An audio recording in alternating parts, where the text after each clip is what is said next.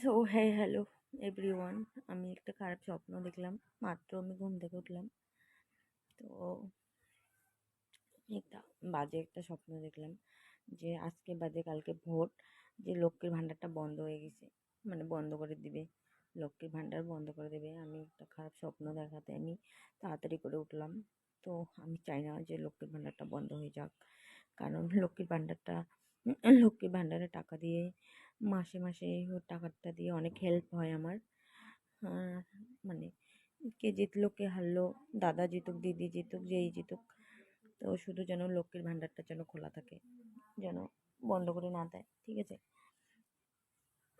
আমি এটাই চাই যে দাদা দিদি কে যেতে জিতুক, দাদা জিতুক আর দিদি জিতুক, শুধু যেন লক্ষ্মীর ভাণ্ডারটা যেন খোলা থাকে, ঠিক আছে? এটা দিয়ে অনেকটা হেল্প হয়। তো এটাই বলার ছিল। তোমরা কি চাও?